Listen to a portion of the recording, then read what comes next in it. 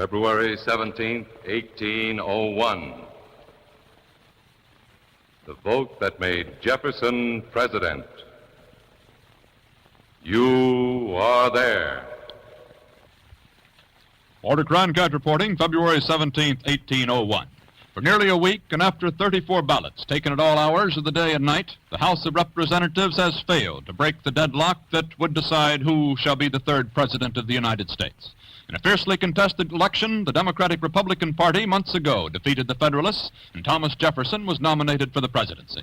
But as a result of the vagueness of the Constitution on how the Electoral College should vote, the Federalists were able to block the majority will and force the decision into the House.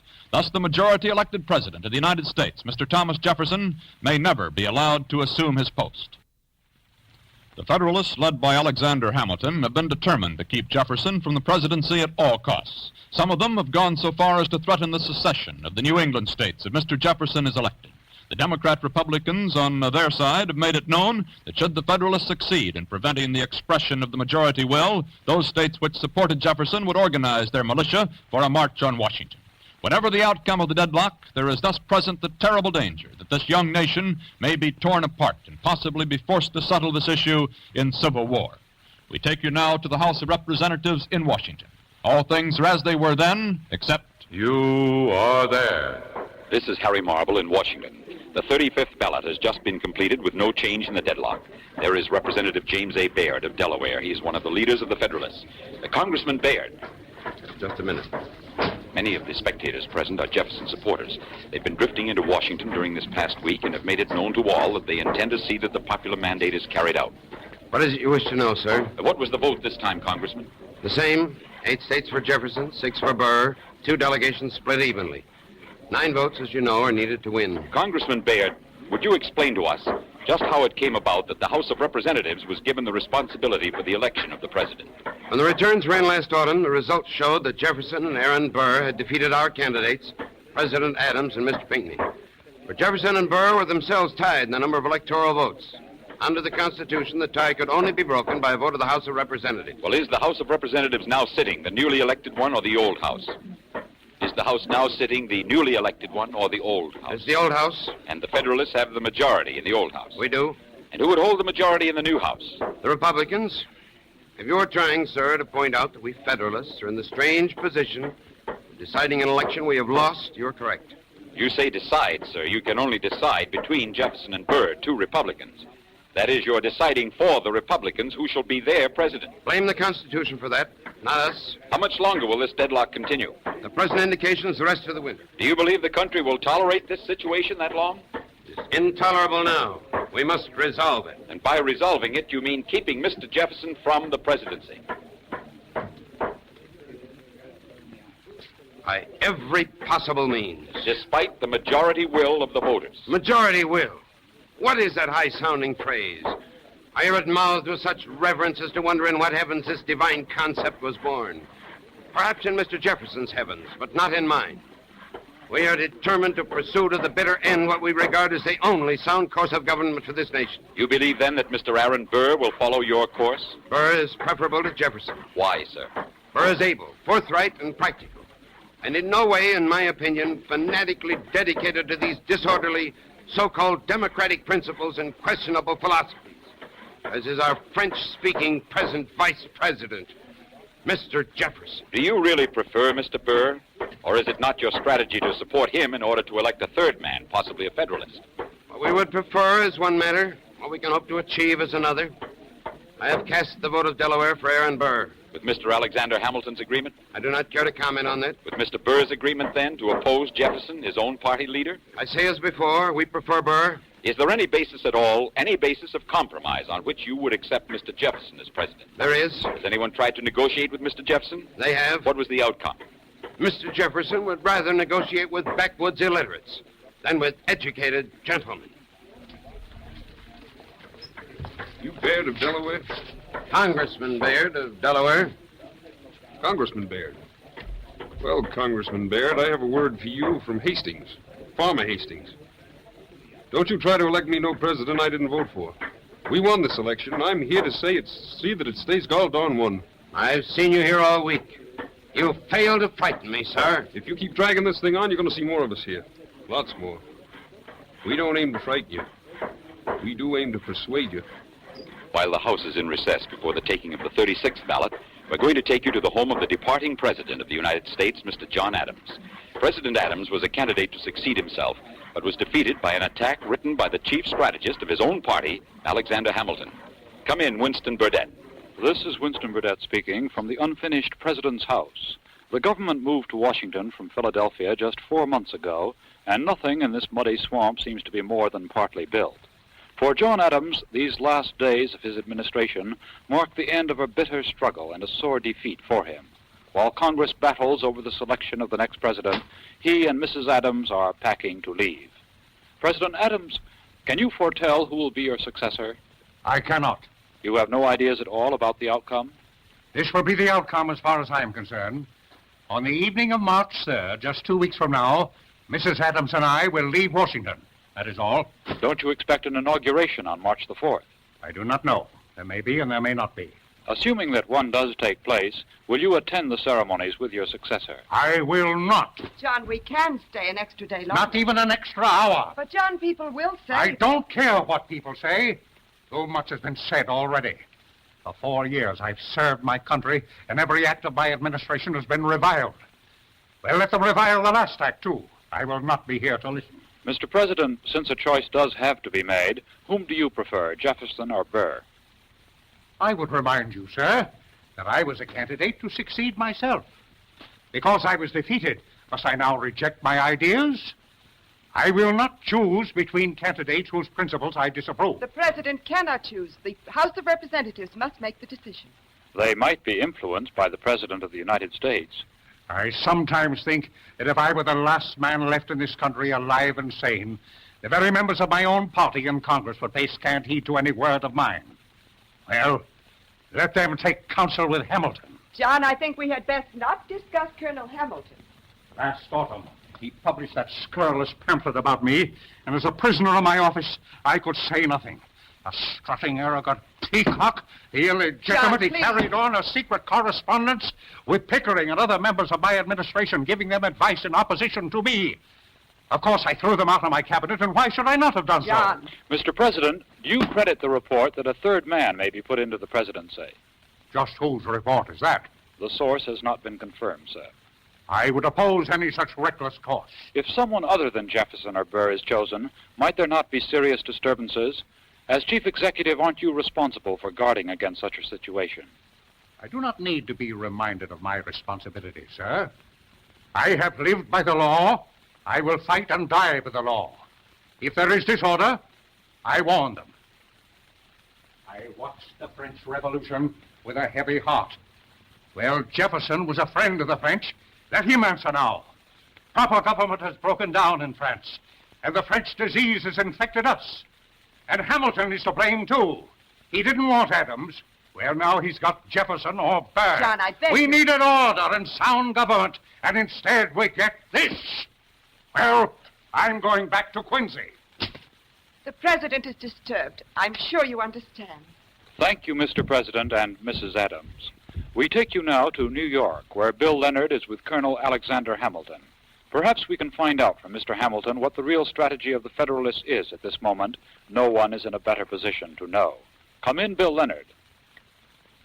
This is Bill Leonard in the federal courthouse in New York, and there you see Alexander Hamilton, the brilliant leader of the Federalists, former Secretary of Treasury under Washington. Since then, he's been building up his own law practice here. We understand that Aaron Burr is also in the court building at this moment, and perhaps we shall be able to talk to him, too. Colonel Hamilton, do you see any way out of the deadlock in Washington? The deadlock is not in Washington. It is a national deadlock between two ways, two philosophies of life and government. Jefferson's way and our way. Then you, as the leader of the Federalist Party, are still determined to prevent Mr. Jefferson's election. I have strongly advised my party to accept Mr. Jefferson. Isn't that contradictory to what your party is doing? They do not always follow my advice. Why are you now ready to accept Mr. Jefferson? I want at all costs to avoid dismemberment of this nation. Then it is not your desire to nullify the majority vote that elected him. It is not. But not as a matter of principle. To preserve unity. At least some unity is all we can accomplish now. But you constantly charge Jefferson and the Democrats with the purpose of destroying unity. How will they now preserve it? I have charged them with using their states' right and their talk of democracy as a poison. A virulent poison to stir up disorder in the land. And I still charge them with that, and more. Certainly you do not equate such disorder with unity, do you, sir? I do not know what they will do. But I will not be responsible for provoking a national eruption. If Jefferson must continue with his incitements to the rabble, he will be responsible. Oh, the man who has just come in is Aaron Burr, Mr. Hamilton's chief rival in politics. It was Burr who gave public circulation to the secret pamphlet which Hamilton wrote attacking President Adams, and thereby Burr was able to swing New York against the Federalists. Excuse me, sir. Mr. Burr's appearance always seems to have the effect of causing a disruption. Well, I'm curious about Mr. Hamilton's thoughts today, but I'll leave if Mr. Hamilton wants me to. Please stay, Mr. Burr. You may proceed with your questions. I take it then, Mr. Hamilton, that you do not approve of your party's present support of Mr. Burr.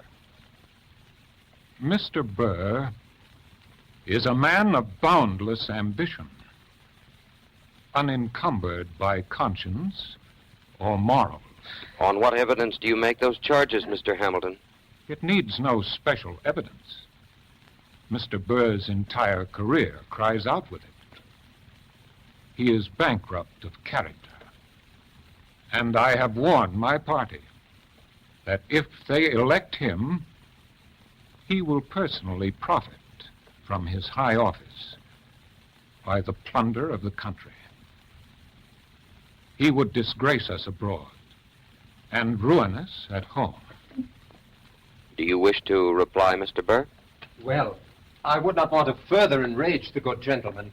He has trouble enough with me, but I'm sure that he never imagined that his own party would be supporting Mr. Burr for the presidency.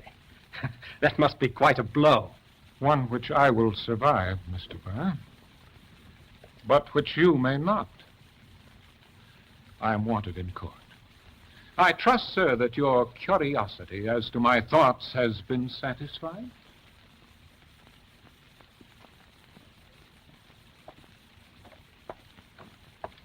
Colonel Burr, what is your estimate of the situation in Washington? The weather, I'm told, is abominable. I believe the Senate is very quiet, and the House is deadlocked. Of course, I was asking about that deadlock. What can be done to break it? My most honest and accurate appraisal? By all means.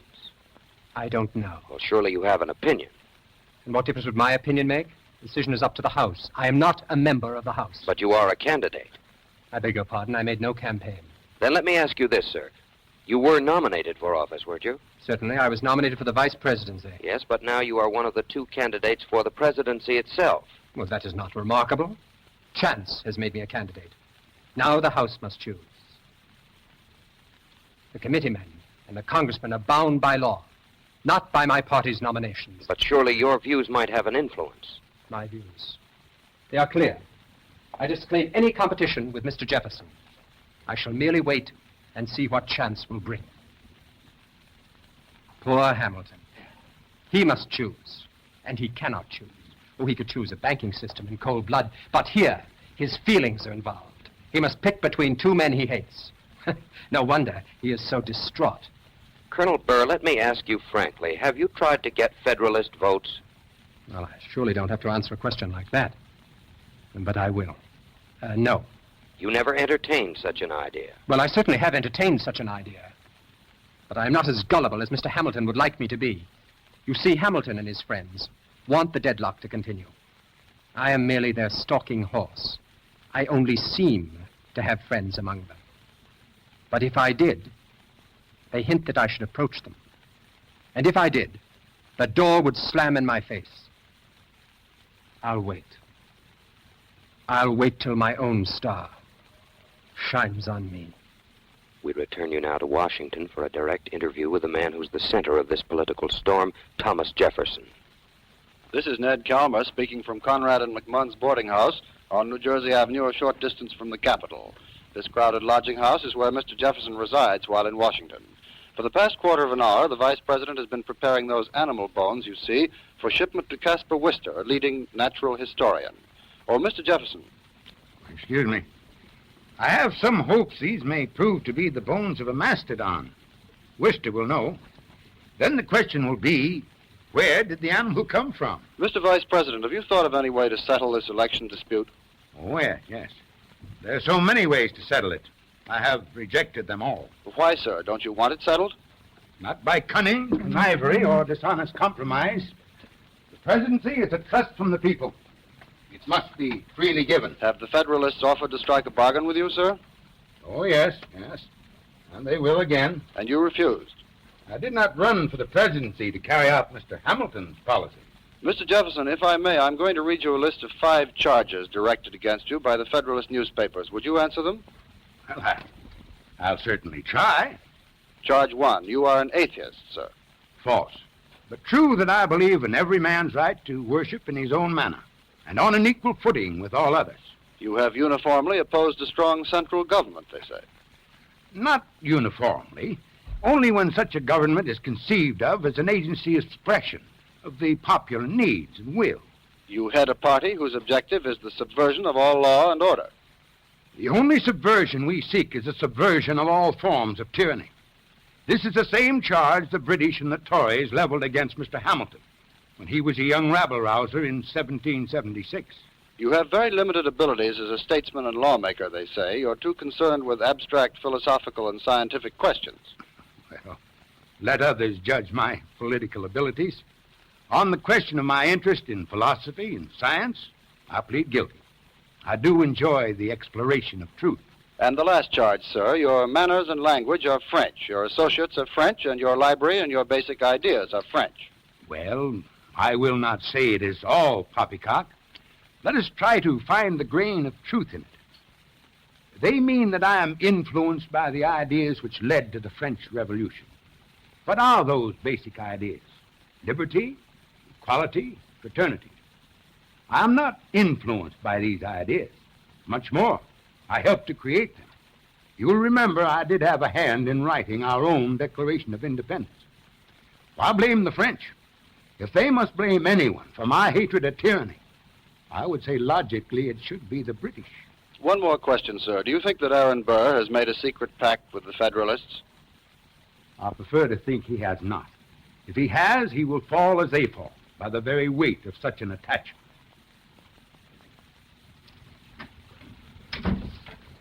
Congressman Baird, are you waiting for me, sir? I am, Mr. Jefferson, most impatiently. Please come in, sir.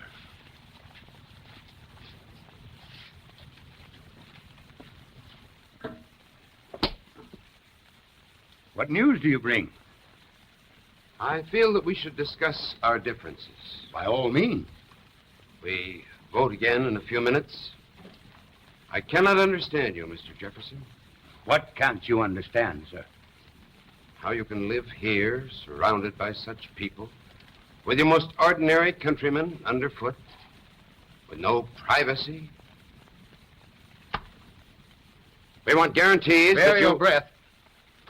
I have made it clear that I will be moderate, as I have always been, but I will accept no conditions for your support.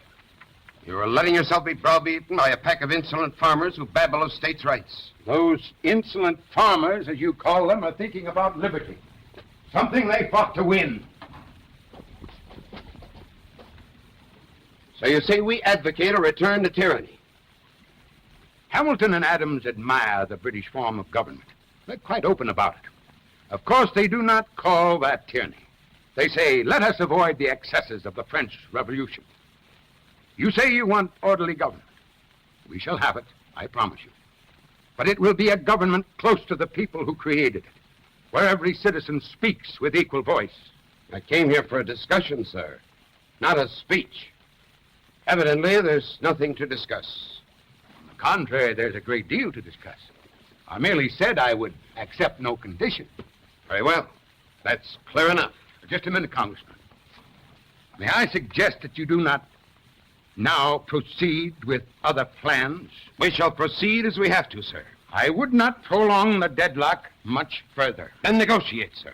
I would not increase the tension. And then at the breaking point, when government seems paralyzed, declare the election void. I would not try that, sir. Rubbish. And I would not attempt to proceed by act of Congress to elect a president of your own choice, picking Jay or Marshall or some other Federalist. Pure fantasy. Perhaps. But if the thought should occur to you and you follow it out, you will find you have overreached yourselves.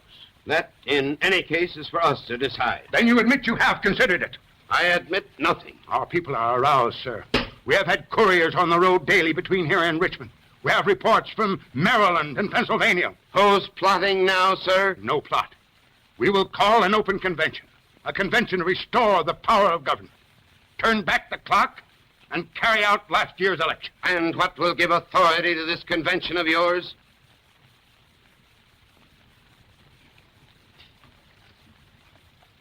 This man, just in from Maryland. And this one, from the mountains, I would bet. Any Virginians? I knew there would be Virginians.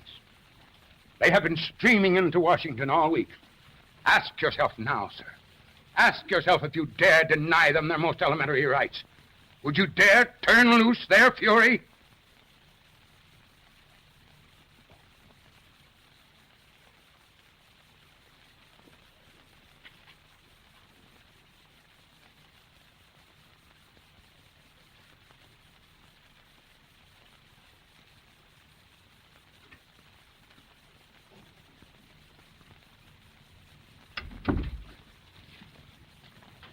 A carriage is driving Congressman Baird the short distance up Capitol Hill. We return you to Harry Marble, who's waiting outside the House chamber for the taking of the 36th ballot. Come in, Harry Marble. This is Harry Marble. A few minutes ago, the doors to the House chamber were pulled tight, and the congressman went into secret session to poll each state's delegation for the 36th time. Just a minute. Something may have happened. Can you tell us what happened, Congressman? Have any votes been switched? We've reached Delaware in the voting. We're waiting for Congressman Baird. What about the votes of the other states? I told you we're waiting for Baird. Mr. Baird, before you go in, how have you decided to vote?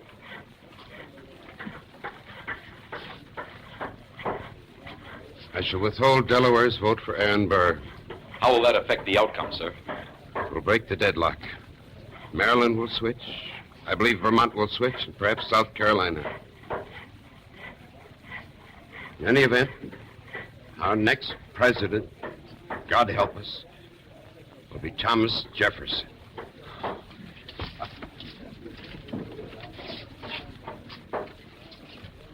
Thus, the vote of Delaware turned the tide of conflict, and Thomas Jefferson won the presidency, 10 states to 4, with 2 divided.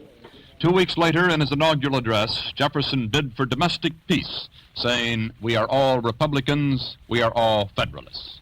Shortly afterwards, the Constitution was amended to provide for separate voting for president and vice president in the Electoral College, preventing similar deadlocks in the future. The tension of that day in February 1801 was broken, and what has been referred to by historians as the Second American Revolution was completed. Jefferson himself had this to say: "The storm through which we have passed," he wrote, "has been tremendous indeed. The tough sides of our argosy have been thoroughly tried.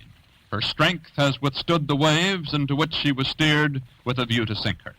We shall put her on her Republican tack, and she will now show by the beauty of her motion the skill of her builders." What sort of a day was it? A day like all days, filled with those events that alter and illuminate our times. And you were there.